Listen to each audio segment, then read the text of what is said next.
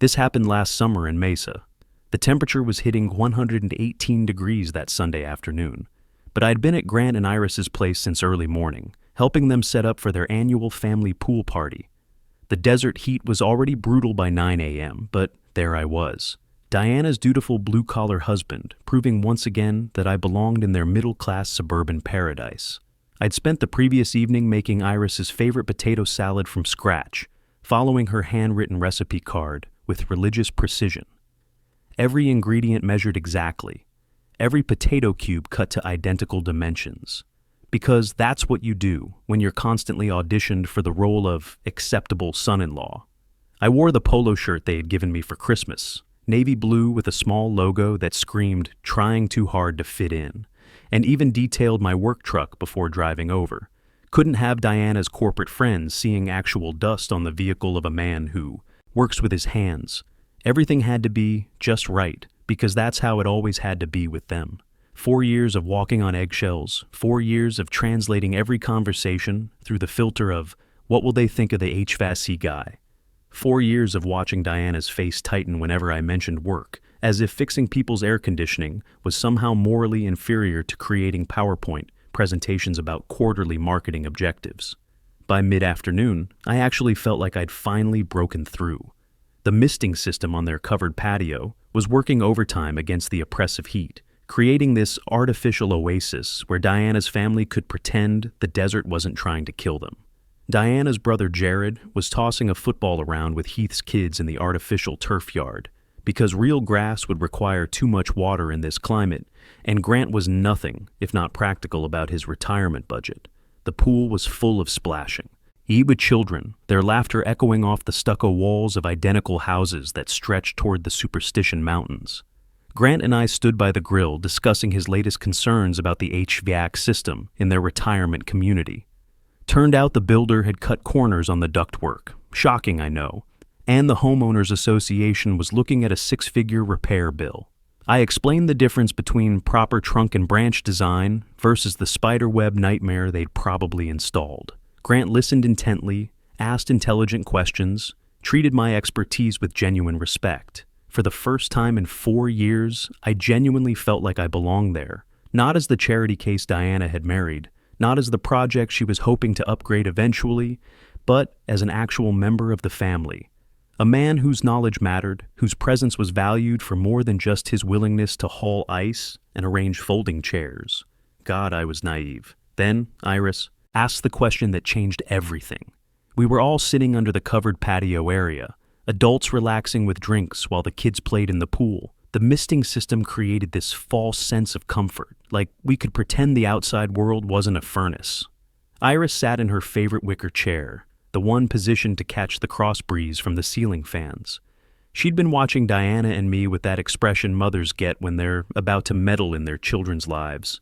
She smiled at Diana and me, that warm, grandmotherly smile that I'd mistakenly thought meant acceptance, and asked when we were planning to give them grandbabies. "Jared's kids need some cousins to play with," she said, gesturing toward the pool where my nephews were teaching the younger kids how to do cannonballs. "You two have been married 4 years now. Time for some little ones running around." I watched Diana tense up immediately. Her shoulders went rigid. Her wine glass stopped halfway to her lips. This had been an ongoing private discussion between us for the past 2 years. A conversation that always ended with me wanting children and Diana finding new reasons to postpone. After she made marketing director, after we'd saved more money, after we moved to a better neighborhood, one where her colleagues wouldn't accidentally drive through and see us living like regular people. There was always another reason to wait, another milestone to reach before I'd be worthy of fatherhood in her carefully calculated world. I started to respond, saying we'd actually been discussing it, but Diana cut me off mid-sentence. She laughed, this sharp, brittle sound that I should have recognized as a warning. She gestured at me with her wine glass like she was delivering the punchline to a hilarious joke, and I realized I was about to become the entertainment. "Not with him," she said, her voice carrying that particular tone she used when explaining things to people she considered intellectually inferior. "Maybe if I find someone who's actually going somewhere in life." The silence that followed was absolute. Even the desert seemed to hold its breath. Grant's hand froze halfway to his beer bottle, condensation dripping onto his khaki shorts. Iris's warm smile evaporated like moisture in the dry air, replaced by a look of horror that would have been comical if it wasn't directed at her own daughter's cruelty. Jared actually choked on his drink, sputtering and coughing, while his wife patted his back and stared at Diana like she'd just announced she was joining a cult. Even the kids in the pool seemed suddenly way too loud against the dead quiet on the patio, their laughter now sounding forced and desperate, like a laugh track on a sitcom about dysfunction. I felt like someone had dumped ice water down my back, despite the oppressive desert heat. Not shock exactly. Some part of me had always known this moment would come, but the surgical precision of it, the casual cruelty delivered with a smile while surrounded by family, that caught me off guard. 4 years. 4 years of showing up early to help Grant with his weekend projects, learning the difference between his Phillips head screwdrivers and his Robertson bits. 4 years of bringing Iris books she mentioned wanting to read, actually listening when she talked about her garden club drama. 4 years of being unfailingly polite to Diana's condescending corporate friends, nodding along while they discussed wine pairings and vacation destinations I'd never be able to afford on an HVAC tech's salary. 4 years of proving I was good enough for their family, and in 10 seconds, she'd told everyone I wasn't?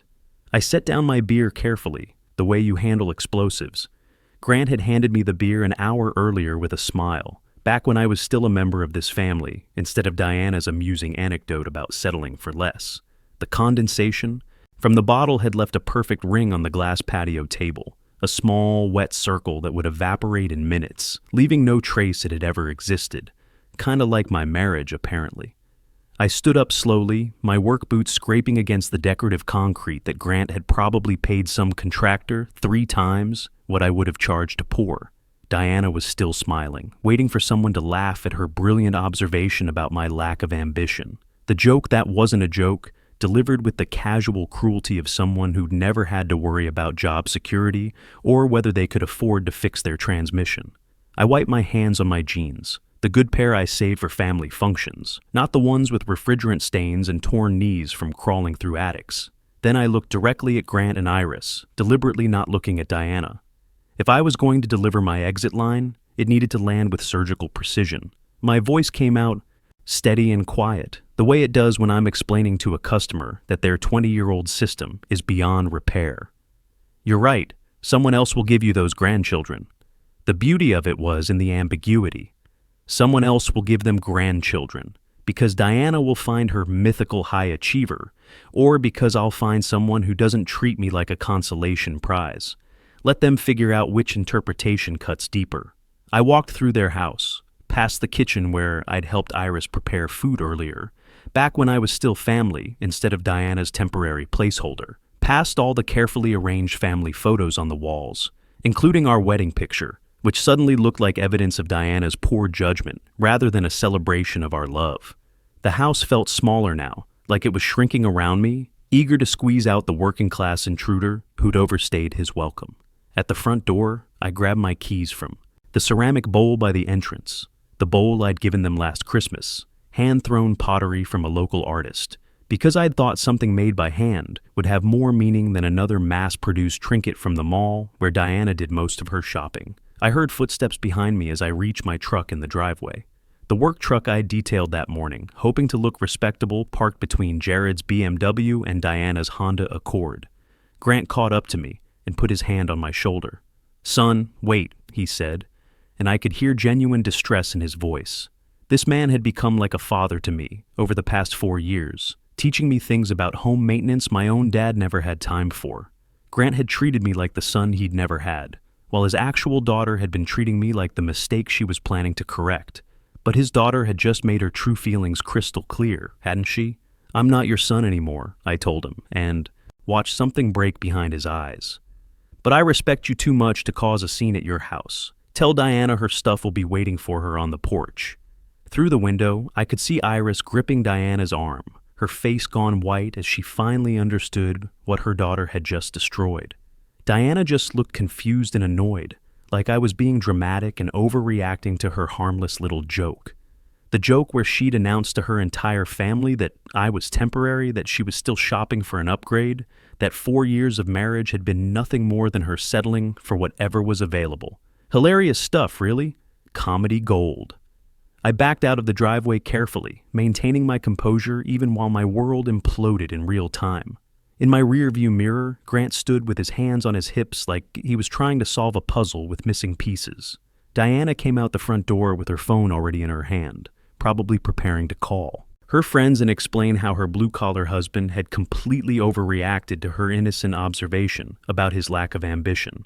I drove away from 4 years of Sunday dinners, holiday celebrations, and patient relationship building, away from the artificial paradise of their misting systems and artificial turf, their climate-controlled comfort and careful respectability, and all I felt was absolute clarity, sharp and clean as the desert air.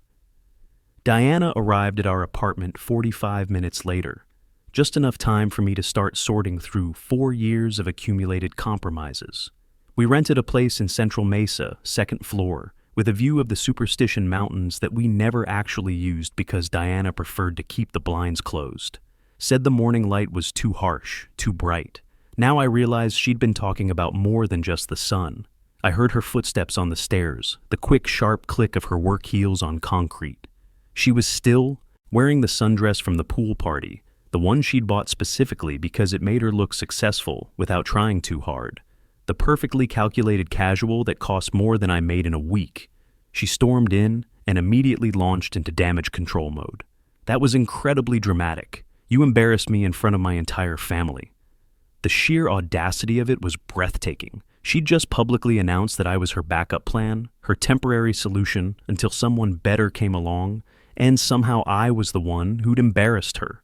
I embarrassed you? I asked, continuing to fold clothes into my duffel bag. Each item felt lighter as I packed it, like I was finally shedding the weight of her expectations. It was a joke. God, can't you take a joke? Ah, yes, the classic defense mechanism. Schrodinger's joke, simultaneously hilarious and serious until observed by the victim, at which point it retroactively becomes, whichever interpretation causes, less accountability for the person who said it. I looked at her. Really looked at her. The way you examine a used car for rust spots before deciding whether it's worth the asking price. Which part was the joke, the not with him part, or the someone who's actually going somewhere in life part? You're being oversensitive. Everyone knew I was kidding. Your mother's face going completely white. That's not how people look when they know someone's kidding. Your dad choking on his beer. That's not the body language of someone enjoying a hilarious punchline. Fine. I'm sorry you can't handle my sense of humor. Classic non-apology. The kind Diana had perfected during her corporate climb, where responsibility gets deflected like sunlight off a windshield. I went back to packing my duffel bag, each folded shirt a small victory against 4 years of walking on eggshells. I can handle your humor just fine. What I can't handle is being humiliated in front of people. I've spent 4 years trying to earn respect from. So what? You're just leaving over one comment? One comment, like calling someone's life's work worthless in front of their chosen family, was equivalent to forgetting to take out the trash. Diana had a remarkable talent for minimizing the impact of her cruelty while maximizing the drama of my response to it. No, I'm leaving because you meant it. You said it out loud, but you've been thinking it for a while now. She saw the duffel bag, really saw it, and something shifted in her expression. The annoyed confusion was giving way to panic, like she was watching her safety net pack itself up and walk away. Where are you even going to go? Heath's place. I'll be back Tuesday for the rest of my stuff. The beauty of having a brother in the same trade, he understood that sometimes you need a place to crash while you figure out whether your marriage is salvageable or just another system beyond repair. No judgment, no questions you're not ready to answer, just a guest room and a beer, and the quiet solidarity of someone who's dealt with his share of difficult customers. I walked out without arguing or yelling, just left. 4 years of proving myself. 4 years of being Diana's project husband, the fixer-upper she was gradually renovating into someone worthy of her success. And in 10 seconds, she'd told everyone what she really thought, that I wasn't good enough, had never been good enough, and was probably never going to be good enough. The drive to Heath's place gave me time to process the afternoon's events. Mesa traffic on a Sunday evening, everyone heading home from their family gatherings, their barbecues and pool parties, and carefully orchestrated demonstrations of suburban happiness. I wondered how many of them were driving away from their own small humiliations, their own moments of clarity about what they actually meant to the people who claimed to love them. Heath lived in East Mesa with his wife Cora and their 2 boys, in one of those developments where every house looked like a slight variation on the same theme. When I showed up at their door that evening, Heath handed me a beer and said the guest room was mine for as long as I needed it. No questions, no lecture about working things out. Just immediate, uncomplicated support. Cora was more direct, asking what happened while she set an extra place at their kitchen table. I told them everything, word for word, including the part where I'd told Grant I wasn't his son anymore. By the time I finished, Cora's jaw had dropped so far, I was worried about her dental work. She said that in front of her parents. Heath shook his head, like he was trying to clear water from his ears. What did Grant say?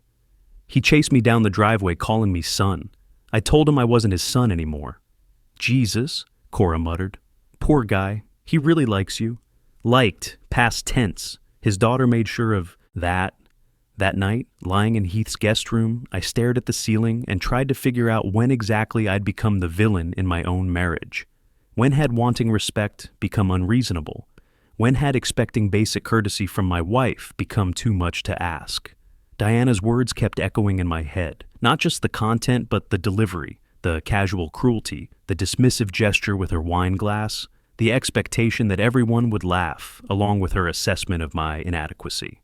The next morning, my phone was flooded with messages. Diana had sent 47 texts overnight, a dissertation on damage control that read like the 5 stages of grief compressed into a digital meltdown. First, they were angry, calling this ridiculous, immature, a massive overreaction to harmless banter. Then, they turned pleading. We needed to talk. I was being unfair. She didn't mean it the way it sounded. Finally, she played her trump card. Her dad wanted to call me. Grant, the man I'd told wasn't my father anymore, apparently wanted to mediate our domestic crisis. The irony was delicious. Diana using the relationship she'd just destroyed as leverage to fix the marriage she'd just sabotaged. I responded once, I have nothing to say right now. Tuesday afternoon, Heath and I went back to the apartment. Diana was at work, probably explaining to her colleagues why her husband had suddenly developed a backbone at the worst possible moment. The apartment felt different now, smaller and more temporary, like a stage set waiting to be struck after the show closed. I took only what was mine, a surprisingly short list after 4 years of marriage. Clothes, tools, a few books Diana had never read anyway. I left the wedding photos in their frames, but I took the toolbox Grant had given me for Christmas. Professional-grade craftsman set with an inscription inside the lid that read, "To my son-in-law, for building your future." That inscription hurt. Now, but I had earned that toolbox through 2 years of weekend projects, patient instruction, and genuine respect for Grant's knowledge. Diana might not think I was going anywhere in life, but I was taking the tools to get there with me. Wednesday evening, Grant called and left a voicemail. His voice sounded older somehow, worn down by the uncomfortable truth his daughter had forced into the light. Cole, it's Grant. Listen, I don't know what to say except I'm sorry. What Diana said, there's no excuse for it. Iris is furious with her, absolutely furious. I considered you family. I still do. Please call me back. I saved the voicemail, but didn't return the call. He still thought of me as family, but his daughter had made it clear that family was conditional on my usefulness as her placeholder boyfriend. The man who'd taught me to properly caulk a bathtub deserved better than having his kindness weaponized by his own child. Thursday, I canceled the family. Vacation we'd been planning, we had a reservation at a resort in Sedona for August. One of those places where you pay extra to pretend you're not in the middle of a desert. I'd put down $200 as a deposit. Money I'd saved from side jobs, fixing neighbors' AC units on weekends, while Diana complained about the noise from my truck in our apartment parking lot. The resort's cancellation policy was typical corporate nonsense. They kept $400 for administrative costs, which was apparently what it cost them to delete our reservation from their computer system. Still cheaper than spending a week pretending everything was fine, while Diana critiqued my lack of ambition between spa treatments and overpriced mimosas. Diana found out when Iris mentioned being excited for the trip during one of their damage control phone calls. The text came through 20 minutes later. "You canceled Sedona. That was for all of us." I replied, "I'm not family, remember?" The satisfaction was immediate and pure, like hitting a perfect repair on the first try. Sometimes the simplest responses carry the most weight. Over lunch that day, Heath asked if I was planning to divorce her. We were sitting in his work truck outside a commercial job site, eating gas station sandwiches and watching the heat waves shimmer off the asphalt. "I don't know yet," I told him, "but I know I'm not going back to being her punchline.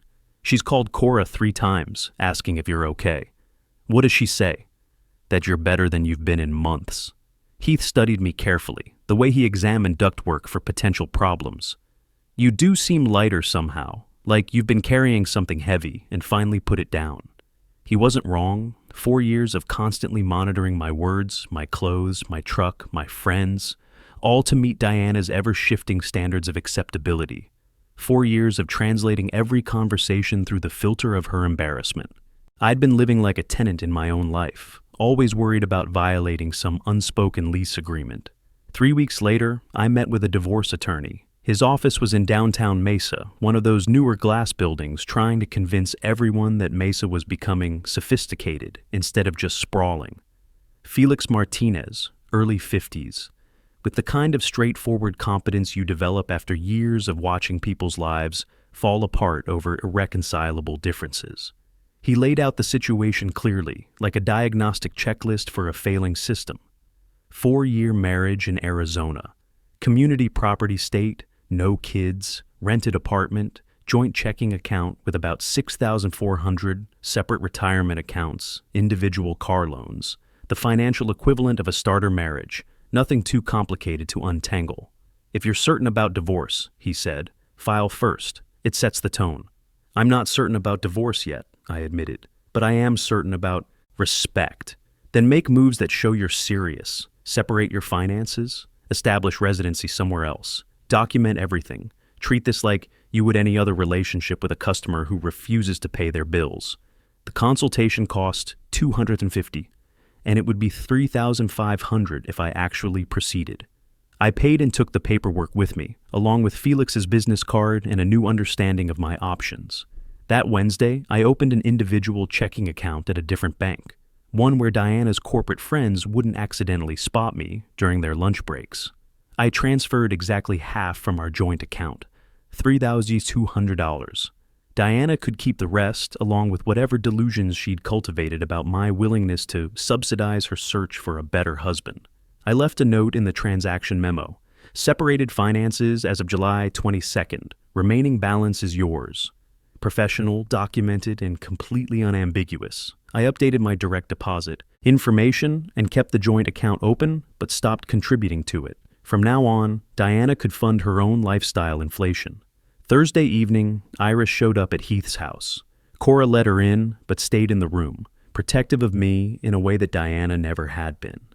Iris looked exhausted and upset, like she'd aged years in the 3 weeks since the pool party. She held a glass of water Cora had given her, but her hands were shaking too much to drink from it. "I need to apologize to you," Iris said without preamble. "You didn't do anything wrong. I raised her. Somewhere along the way, she learned it was acceptable to treat people she claims to love like that. That's on me." The pain in her voice was genuine, but I'd learned to be suspicious of Pierce family emotions. They had a tendency to center themselves in other people's crises, to make Diana's cruelty about their own disappointment rather than my humiliation. "Iris, you don't need to..." "Let me finish. What she said was cruel. It was disrespectful to you, to us, to the entire concept of marriage. Grant and I have been married 34 years. We've had difficult times, financial struggles, health scares, family drama, but I have never, not once, publicly humiliated him like that. I would never dream of it. I appreciate you saying this. I'm not saying it for appreciation. I'm saying it because it's true." She continued without waiting for my response, her voice gaining strength as she spoke. "You've been nothing but respectful and kind to our family. You show up early, you stay late, you help without being asked. You remember birthdays, you bring me books I mentioned wanting to read. You brought me that book on desert gardening, just because I mentioned it once in passing. You listened when I complained about the homeowners association, and you actually offered practical solutions. I wanted you to like me. We do like you. We love you, which is why watching you walk away broke my heart. But I understood it completely. She set down the water glass with shaking hands. What can I do to help fix this? Nothing. This is between Diana and me. She doesn't understand why you won't talk to her. Because talking requires respect. And she made it very clear she doesn't respect me. Iris paused for a long moment, gathering courage for what came next. Cole, can I ask you something? Be completely honest. Of course. Did you think I wasn't good enough for her? She took a long breath before answering her own question. In the beginning, I worried she was settling. She has her master's degree in marketing. You didn't finish college. She makes $89,000 a year plus bonuses. You make $52,000. On paper, I had concerns about the match. And now? Now I know that income doesn't show character. You're the first person to offer help with anything, moving furniture, fixing appliances, explaining why our electric bill was so high. You're reliable in ways her previous boyfriends never were. You're kind without expecting recognition for it. You treat her better than she treats you, and I'm ashamed I ever judged you based on a salary comparison. The honesty was refreshing after weeks of Diana's damage control and emotional manipulation. Thank you for being honest. Will you give her another chance? I don't know yet, but I did know. Diana had shown me who she was when she thought it was safe to do so, when she was surrounded by family and feeling comfortable enough to let her real opinion slip out. You don't recover from that kind of revelation, you just decide whether you can live with the truth it reveals. 5 weeks in, I met with the apartment management. The complex was one of those places that tried to market itself as luxury living while charging premium rates for basic amenities and paper-thin walls. I explained the situation to the manager, young guy named Brett, who probably made more than I did while contributing nothing to society except lease violations and security deposit theft. He was sympathetic but firm about policy. Both parties needed to agree to lease termination, or someone had to pay the buyout fee of $2,400. Diana, naturally, was refusing to cooperate. She seemed to think that if she made leaving inconvenient enough, I'd eventually give up and come home like a stray cat. I paid the fee, filed the paperwork, and got my name removed from the lease effective end of month. Best $2,400 I'd ever spent. The cost of buying my freedom from Diana's ongoing domestic hostage situation. Wednesday of that week, Grant texted asking if we could meet, just the two of us. I agreed, curious to hear what the man who'd become more of a father to me than Diana had ever been a wife, had to say about his daughter's spectacular self-destruction. We met for coffee downtown, at a place on Main Street, early in the morning before the heat became unbearable. He was already there when I arrived, looking older and more tired than I'd ever seen him. "Thank you for meeting me," he said. "Of course. I owe you an apology too. I should have said something right then, the moment those words came out of her mouth. I should have stood up for you. You chased me down the driveway. Only after you'd already left. I should have stopped her mid-sentence, told everyone that what she was saying was wrong and cruel and unacceptable. What would you have said?" He paused, considering. "That she was wrong, that you're a good man who deserves better, that she was lucky to have you and too blind to see it. Do you believe that? I do now. I'll be honest with you, Cole. When Diana first brought you home, I had my doubts. You seemed young, directionless, like you were just drifting through life without a plan. But over these 4 years, you've shown up in ways that genuinely surprised me. You became someone I was proud to call son. That hurt worse than Diana's public humiliation. Losing the father I'd gained was somehow more devastating than losing the wife who'd never really been mine. Then Grant pulled out an envelope. "Take this." "What is it?" "Security deposit, first month's rent, whatever you need to start over." "I can't take your money." "You're not taking it. I'm giving it to you because you're still my son, even if Diana doesn't deserve to be your wife." He leaned forward, and I could see tears in his eyes. "That girl broke my heart at that pool party, but you handled it with more grace than most men would have managed. Let me do this for you." I took the envelope. $3,000 in cash. Not because I desperately needed it, but because he needed to give it. Needed to make some gesture that honored what we'd built together, separate from his daughter's betrayal. 6 months later, I'm running my own HVAC business with Heath, building custom. furniture in my spare time, and hosting my own family gatherings where respect isn't conditional on income brackets. Sometimes the cruelest gift someone can give you is showing you exactly who they are, because once you see it clearly, you finally stop wasting time trying to change their mind. The truth, delivered with surgical precision at a family pool party, can set you free in ways you never expected.